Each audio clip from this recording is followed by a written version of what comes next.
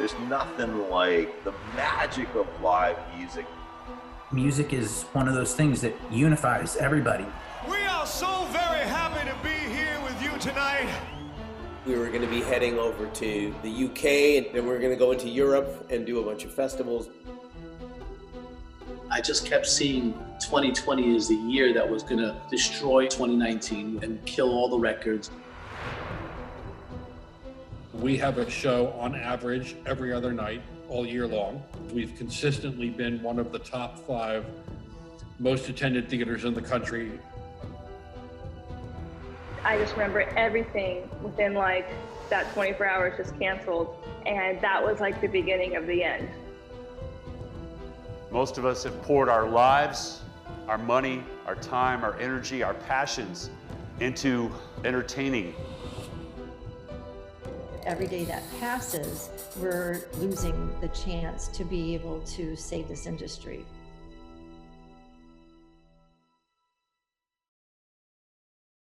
I don't really know what a normal year is because my whole life has just kind of been this like progression of getting, busier and busier. But what I was hoping would be my normal, I guess, started last year when I was on the road almost constantly. I was touring with another band called Big Wild, playing bass.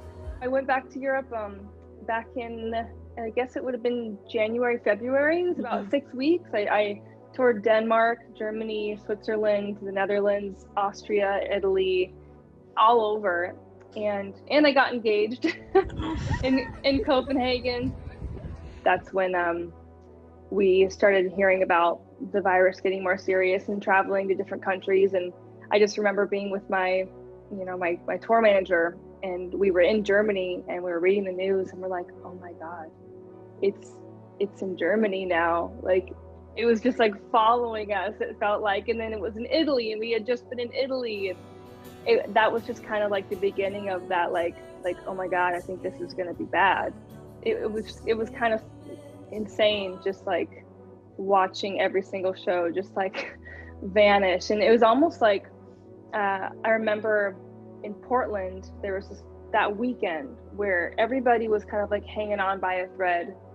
We were all like, okay, so I think the show's still gonna happen on Sunday, Saturday, but maybe we'll just wait and see. And then I just remember everything within like that 24 hours just canceled. I think in the beginning, I was still kind of holding on to this hope that, it wasn't going to be as bad. But once the reality hit, I was really depressed. That was like, I think it was just like this dark cloud just over both me and my fiance, and just kind of this like stark reality of how we were going to have to adjust to life with so many unknowns and absolutely no work remaining for me. I realized how much touring, it's such an adventure. You don't know what your days are going to look like necessarily. I miss the person that I am when I get to tour. Kind of like forces you to jump out of your shell. All right, everybody, I want you to hold up your glass, cheers your neighbor, and say, I love you! You meet so many amazing people. I think for me, it gave me a lot of purpose. So being stuck at home every day, knowing that there's no plan for me to head out on the road and do what I love and be in that energy. Monday, you guys. I feel so tired today. So very sleepy. I slept great, and I just feel like I could go right back to sleep. But it was a great Thanksgiving. Oh my God. It was such a great Easter. Oh God, you guys. I have really struggled through this time with my depression and anxiety, and that mental challenge can be really debilitating. And there's some days or weeks where I don't have it in me to try to plan. It's just you know, I've had conversations with my friends just being like, is this even worth it anymore? Like, what is the point? There's so much going on in the world that feels so much more important than my little career. Like, why does this even matter?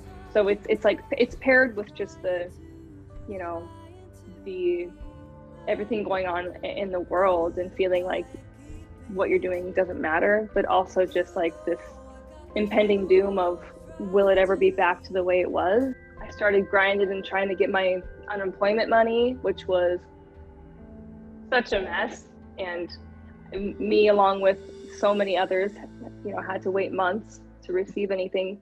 So I was more or less relying on my savings from that year prior. One of the first things I did was reach out to my, just kind of my base of students that I was teaching prior to being on the road. And I was just like, hey, I'm back. You want to do some Zoom lessons? And I knew that that was something that I could easily jump into, knowing that I could at least rely on that while I figured everything out. One of the things that came to surface was live streams. We did it. We're here. We're live. I'm 20 minutes late, and I'm so sorry. I had some major technical difficulties. And when you're doing a live stream by yourself in your basement or living room, it's hard not to be in that kind of like stressed out rehearsal mindset. I miss talking to people after shows and just having that back and forth of fan to artist. That's the toughest thing I think that we've lost. The beautiful part of all this, you know, my fiance and I started a garden in our tiny little backyard, which I was never much of a green thumb. I know that that's the thing that a lot of people did, and I think that's beautiful. I think we created like a little oasis in our backyard so that we had somewhere to go that was pretty and nice. And we got a puppy, a little golden retriever, COVID puppy. Oh, what'd you do? What? And so learning how to take care of another living thing in the midst of all this, and then also just like simply sitting in my living room with a candle lit and like my little lights on and just singing through some song ideas or just working on lyrics and just like having my space to just be like, all I have to do today is enjoy myself and my creativity. That's like all I have to do, nothing else. And I think it was hard to let myself do that before. I'm giving myself a lot of grace to move through my emotions and my feelings and my levels of inspiration, and I not judge myself if I'm having an off day. The main thing is to just appreciate where I'm at, even if it's like not where I'm aspiring to be yet. Appreciating the little things, appreciating the nights I have with my fiance, not taking those for granted, appreciating just being able to cook dinner, you know, be at home and just be with my family. And I think that I'm gonna continue to allow myself more grace in taking time on things and maybe not feeling so rushed, because I realize that like the world can wait. I mean, 2019 was a darn good year.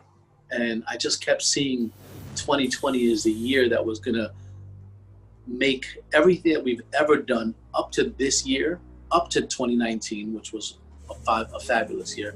It was just gonna simply destroy it and kill all the records. And going into the year, I had 26 shows on my calendar, pre-booked for 2021. I had a new album coming out, something I haven't done before. It was just a dream of mine. And if you recall, I was saying to you that 2020 was a year we're finally all gonna see 2020 vision and see it clearly. And hindsight is 2020, no pun intended. But I will say that I guess we got our wish. It just didn't exactly turn out the way I expected it, but you know what? We all see a lot clearer now than we did before. You know, I kind of figured that this was somewhat serious because everyone I knew had kids that stopped going to school. So at that point, when the kids stopped going to school, little by little, all across the country, I said to myself, wow, this is like legit serious. I remember thinking to myself, it's going to get serious, but how serious? It can't be that bad. Maybe in the next 90 days at most. Here we are, almost exactly a year later. And I just can't believe that we're still talking about this. You guys ready? All right.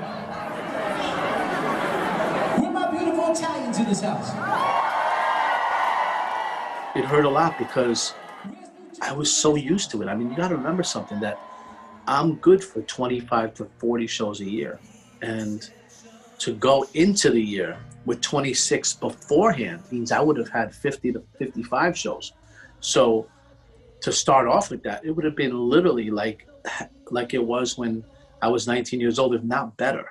And people understand it more now. I mean, you're talking about almost a moment of depression, but not just for the people who got on stage, but for the people who used us as an outlet to just be somewhere else, find themselves in a place where they don't have to necessarily think of everything that's going on around them, because we all grew up together at the same time in different places, and we all went through the same things together. So the one thing that we had in common with each other that brought us together to escape everything that was going on in real life has been now taken away. And taken away to a point where you're wondering, is it ever going to come back? Is it ever going to be the same? When is it going to come back? How different is it going to be?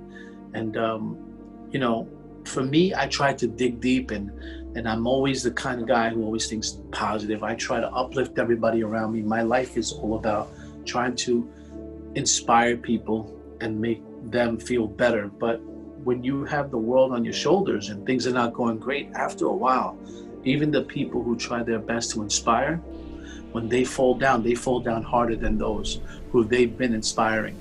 I actually got COVID. I got COVID in October. I had a little headache from the first day, little shoulder pain in the back, and I quarantined in the hotel for 10 days by myself. And then my son ended up getting it, my youngest son. And we spent the 2 weeks together in the hotel.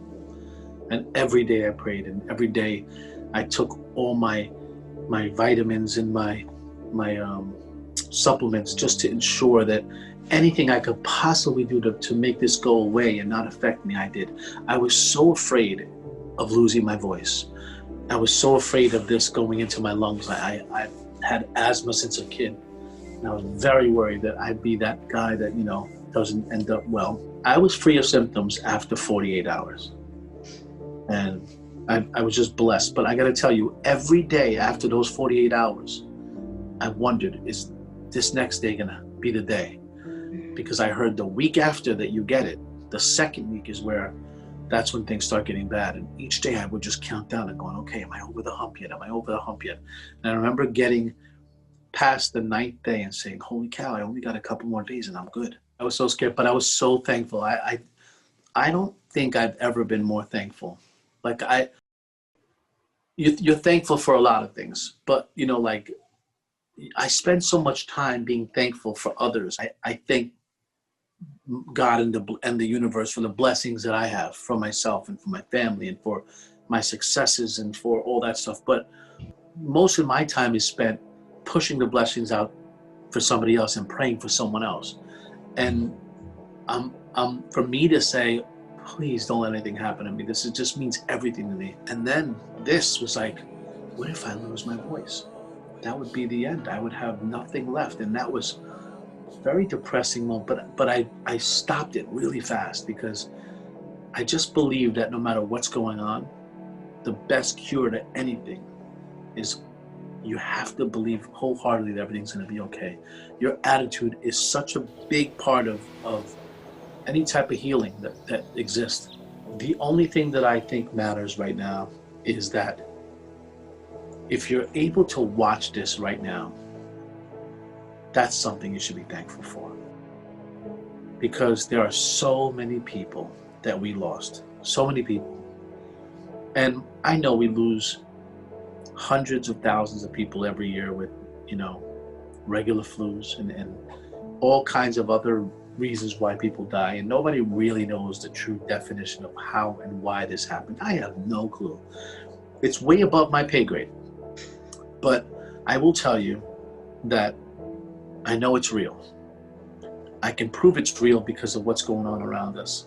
I can prove it's real because of the people that we've lost, the people that we looked to see on a Friday or a Saturday or a Wednesday or just a phone call every once in a while. And all of you guys, every single person that's watching this has lost somebody or knows somebody who lost somebody. This is the first time in history that the world has had to deal with something negative at one time, at the same time, all together.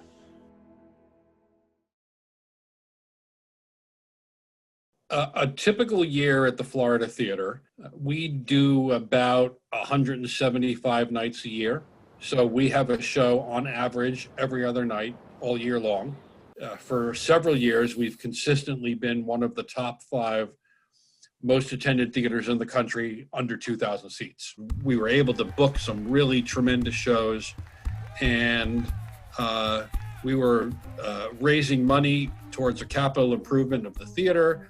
Just everything was firing on all cylinders. And if you'd said to me, listen, within the next 90 days, a global pandemic is going to sweep the world, and one result is that you're going to be completely closed, I would have said that's science fiction. And yet 90 days later, there we were.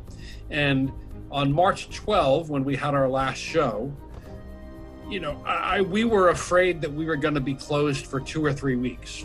And then it turned out to be 9 months. We recently did the calculation, and year over year, 2019 versus 2020, we lost 96% of our income. Just think about that for a second. The worst part of it is that all of those people who work shows, the stagehands, the bartenders, the security workers, the box office reps, the cleaners, all of those people have had no work all year long. And that's, horrifying. That's over 200 people. There's a huge trickle-down effect from our activity. So in our neighborhood, there's a bunch of parking garages. So every night we're open, the parking lot attendants have another night of work. Every night we're open, there's more business in the restaurants in our area. So more waiters and more cooks and more busboys and more bartenders are working that night. All of those people were out of work.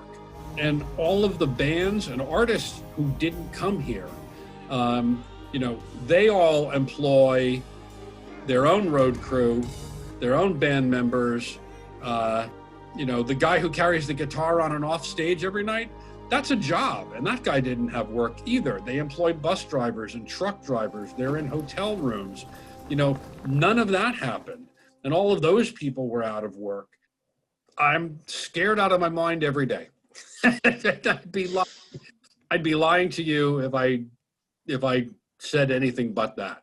My wife says to me over and over again, well, they will never let the Florida Theater die. And I keep saying to her, who's they? You focus on tomorrow, because there's no other choice. You got to get up and do the work and get to tomorrow. I am still working. My family's safe. They're all healthy. We are one venue out of thousands across the country. And, every historic theater, every performing arts center, every little 100-seat club is going through the same thing. This has been devastating to the live performance industry. We were all asked to close, and many are still closed. And we were asked to do it for the good of the country. And I think everybody was happy to do it, but it's been super tough. Thanks for coming tonight. We want to ask you all to do a couple things because we want to make this safe for everybody. It's not financially viable to keep doing this way in the long run, but, it's something. So we're happy that we have something. The performers, pandemic and health issues aside, are thrilled to be in front of an audience again.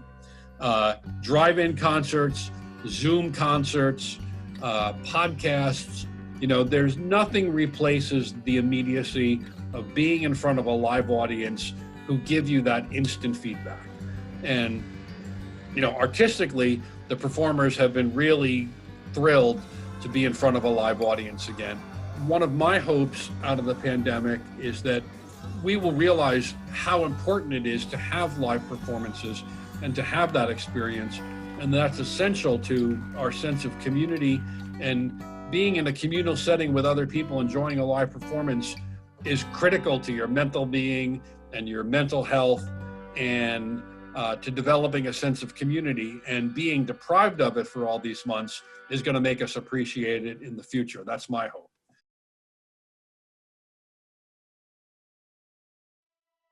So a normal year for me, I have to say, it's a really social year. I'm a social butterfly for many reasons. Like, I'm on a personal level, I just like to meet with my friends. I have a very, very good core of friends that we love to meet. We love to see each other. We bring the kids together, either without kids, with the kids, and just kind of traveling and performing, and everything I do is a social gathering. All right, you guys, you've got hands, you've got feet. We know how the Bronx gets down. Let's see you do it. When I'm performing, I'm usually performing in concert venues or nightclubs, and I usually have 2 girls performing with me. When I even home, I have a really large family, a family of 5, and then plus 2 dogs. So, on a typical day and a typical year, my life is filled with people. I'm very rarely alone or isolated. So, COVID kind of changed the world, right? Because of everything I did just on my daily, it really impacted me. And it wasn't a negative. I can't even say in a negative way, because sometimes I think I needed the solitude and I needed to slow down. So I looked at it as a positive, but for a long time, I felt very disconnected from my friends, very disconnected from the world. I still can't believe we're in this place, and even though we're slowly coming back, when I look at, pictures of shows, when I look at pictures of gatherings, and social media has a fun way of reminding you where you were 1 year ago today, and yes. It's just like, do you remember it almost looks odd to me, like that's never going to be the same. We'll never be at that place again. And how did we think that was safe? We think that was, I look at it now and I think, well, was it safe? Were we always kind of tempting fate? But it really changed the way I lived. It changed even just how I looked at family. I have a toddler. What's the party for, huh? The party. My twins are going to be 18 years old. They're going to be going on to college. The blessing of this was I was looking at this senior year as it coming fast, coming quickly, and then losing them. But I will say that the minute we were quarantined, I was with them every day, every minute. And it was time that I just said, you know what? I'm not going to get this back. I'm never going to have this again. So it's almost a gift to have them near me. It really made me appreciate my home, and that's another thing, like home became your sanctuary, and either you were really grateful for it and grateful for the space, or you were like, oh my God, I'm outgrowing this really quickly. So it made me love my home. It made me utilize every little bit of my home, and it made me just have more time. I was close with my children already. I'm that helicopter parent, but I could feel them breaking away from me. And it was nice to have them nearby. It was nice to have them in here, in my home. And we were forced. So there was no fight. There was no battle. Hey all, just checking in, well-being check really at the end of the day. Just want to see how you all were doing and give you share a little bit of my morning. And you had no choice. You had to connect with anybody, and you had to work through Zooms, work through internet, work through any kind of social media, any FaceTime. You had to push through that wall to connect, you know? Even you and I are talking, you know, it's the difference of kind of sitting there and just chatting, or really, you know, talking and really getting into each other's space with that screen. Like, you just had to kind of try to create that connection without all the bells and whistles. That's what it became again.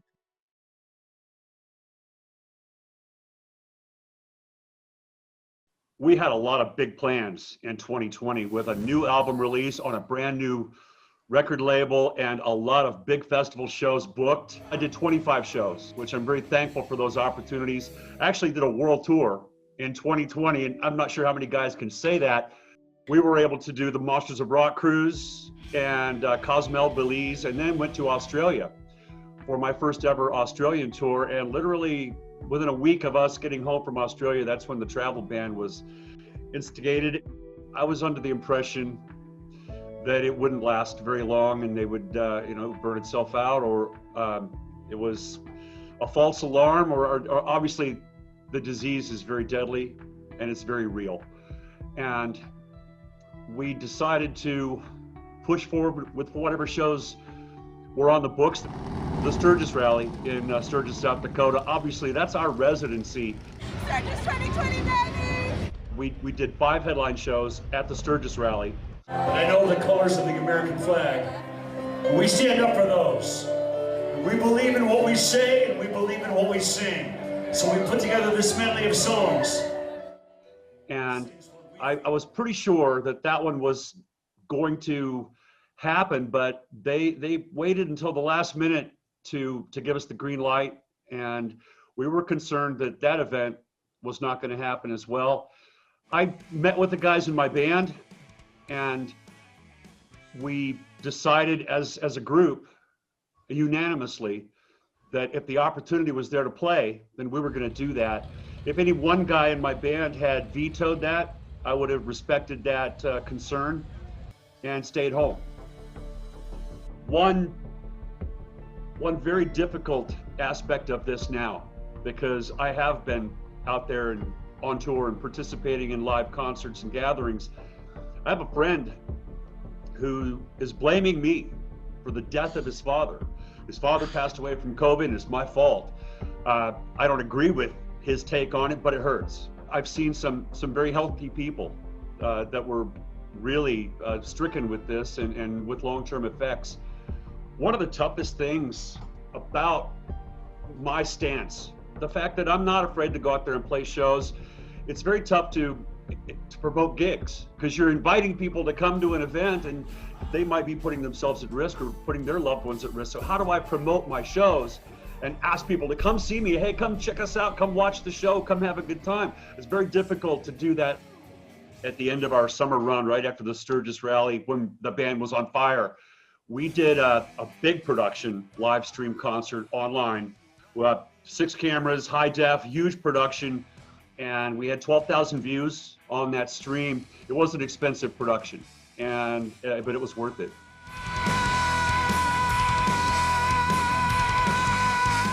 To be able to entertain people all over the world, regardless of the virus. The live streaming platform is fantastic, and I love doing it. I think people are watching it on their big screen TVs with their big sound systems, and they can enjoy the show from the comforts of their own home or wherever they're at. One thing 2020 really taught me, that really hit home, was that I'm not essential. And I always thought that there would be a need for entertainment, that I would always be able to make a living with my music and be able to perform or entertain people. I could go to a bar somewhere on a bar stool with an acoustic guitar and make a couple $100. I realized that's not the truth. So that really hit home to the fact that, man, maybe I'm a dinosaur. Maybe people don't really need or want what I do. A few years ago, my wife Renee was diagnosed with cancer. And as everybody knows, because most of our lives have been touched by cancer, that's a game changer. All of a sudden, you realize that day when you get the diagnosis, everything is different now. I'm not going to be able to tour. We're going to have to put an emphasis on sanitation and wipe down the remote controls and the light switches and sanitize the house, because someone with cancer has an increased immune deficiency. So we were ready for this because of her bout with cancer. I had built a platform online on the Patreon page where I started engaging my fans with live video, vintage video clips, audio, interaction, and created a live online community of my fans. It's like a tribe, or it's a family. The disease is real and it's deadly. I don't take that for granted. You gotta keep moving on. I miss all those things. I miss my hair. I miss the 80s. I miss a lot of stuff. But life goes on, and what choice do I have other than to stay positive, keep working hard, and hoping for the best?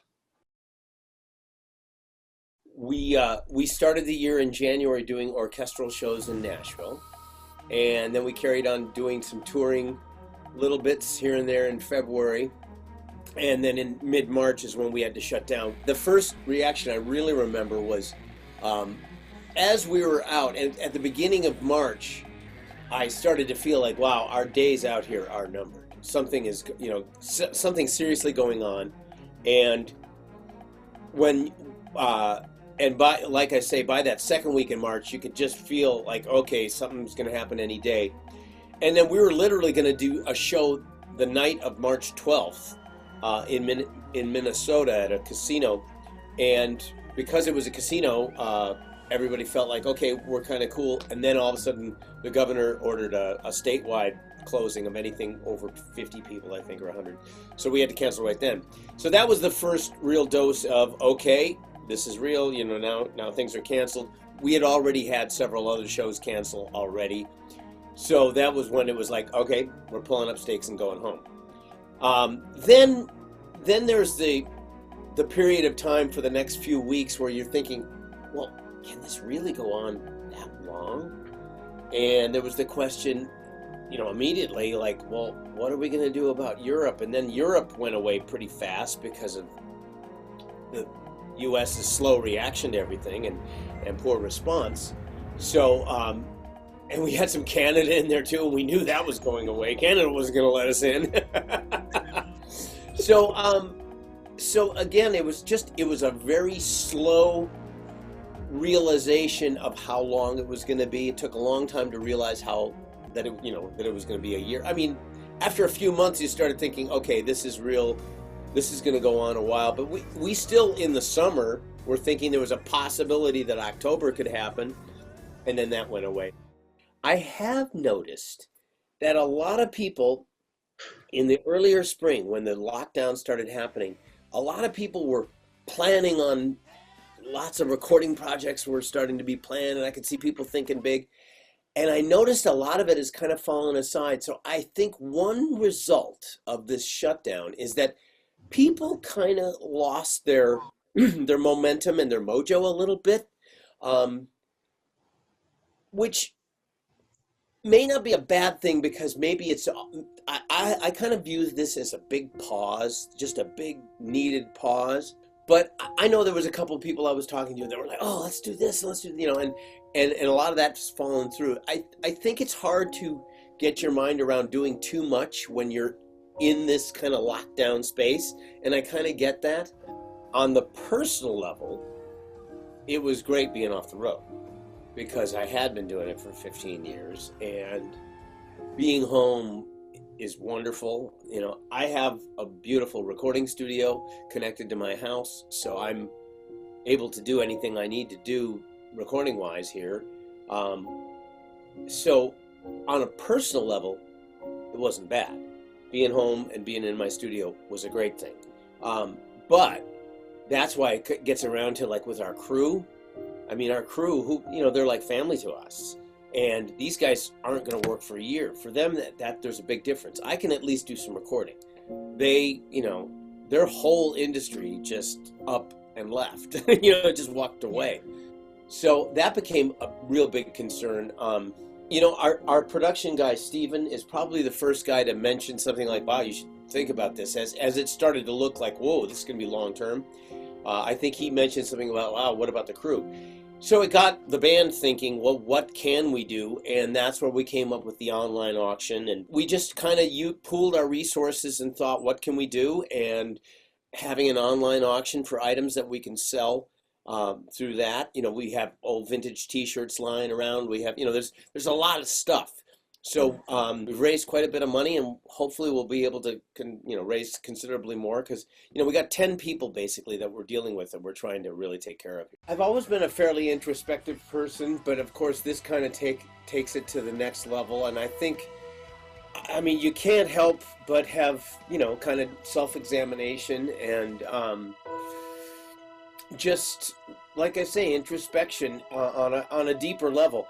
And I think also a real recognition of what is important and what isn't, in the big picture. I think sure makes you realize how much day-to-day activity can cloud us with a lot of things and burden us with a lot of things that aren't necessarily the most important thing in the world. And I think this kind of forced us all to address that to some extent. I think some people, I've always kind of fought with a little bit of depression, so this has been a time to really use the tools that I have to fight that. And I don't lose sight of the fact that I am lucky in all this. I have been. I've been very, very lucky. I don't think any of us could have seen coming because we've never experienced it before. But I noticed a lot of people getting, like, I say this getting knocked down, but I don't necessarily mean it in all that bad a way. Just kind of knocked down from being real motivated to just kind of backing off. And maybe that's not a bad thing. I hope we all get our engines running back up again. But I hope when we do, we have this clearer perspective and maybe do things a little more efficiently and a little more carefully. It'll be interesting to see how people are different when we come out of this. And I hope we're all very appreciative of our world when we get back to it.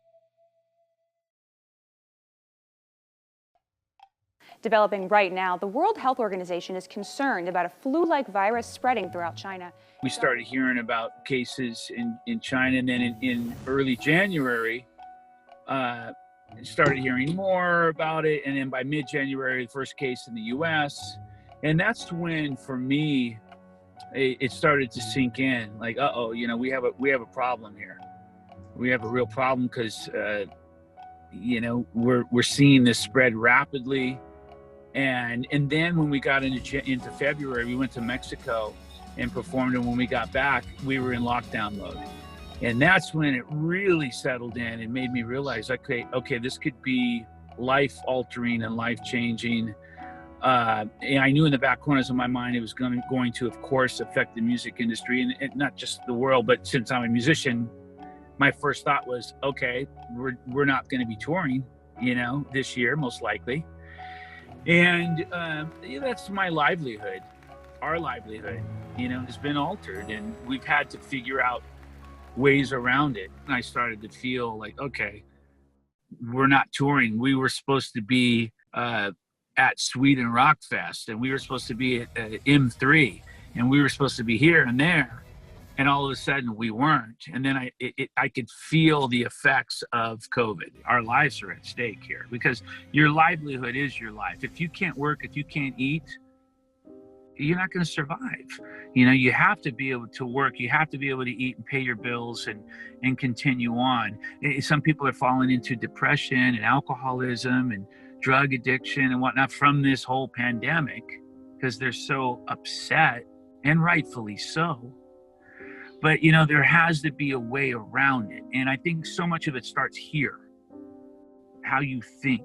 You can either be really negative or you can be really positive, right?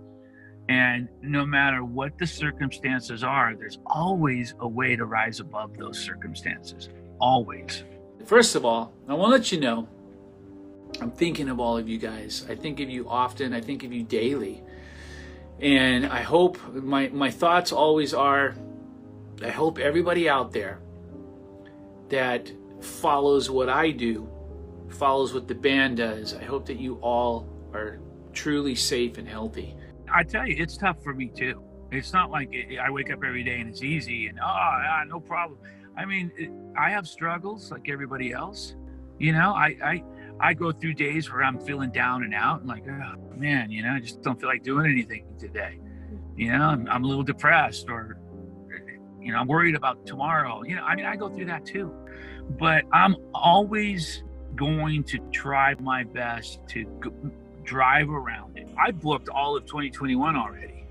I mean, I've got like 5 projects on the calendar for 2021 that take me all the way to the end of the year. And then we're going to start on another Striper album at the end of 2021 into 2022. So it's just the way Lisa and I, my wife, the way we think long term. We don't just think about today. We think about tomorrow and the next day. And then, and a lot of people say to me, gosh, how do you do that? How do you book next year? It's like, it's just how I'm built. I think subconsciously I've been taking on more work because I might be a little fearful that there won't be any work. Which it isn't going to happen. That's just my own, you know, personal battle in the back corners of my mind. But I mean, if you look at my calendar for 2021, it is filled up, literally filled from January to December. And I look at it and I get overwhelmed and I think, oh man, it's a lot of work. Oh my gosh. But I'm grateful for the work. Don't waste a day. I mean, and we've all done that. We've all wasted time and days. It's one thing to take a vacation and you got to do that and clear your head, but it's a whole other thing to just sit around and waste your life away because of fear or because you think you can't do it or what have you. You can do it. There's nothing to be fearful of. Be smart, be wise, but get out there and live life. I'm just always about encouraging people, you know, to find the light in the dark, and there's always light, and it always overtakes the darkness. And you know, don't let life break you down to the point where you feel defeated. Just keep moving, you know. So I use this model often lately, and it's been said many times, but it's so true. Is the best is yet to come if you believe that. You know, cling to that, hold on to that. And there's so many great things that are coming our way. We don't even know about. We haven't seen it yet, but it's coming. Anybody here ever seen Striper before? Who's never seen Striper before? This is the first time, right? Well, I'm glad you guys are here, man. Thanks for hanging for our set. I think what's going to happen is when we go out to play for real live, that's going to be a shock to the system. You know, it's going to feel good, but I think it might take some getting used to after a few songs. Like, oh my gosh, this is different. You know, the people are here and they're making noise because we're getting so used to this new way of doing things.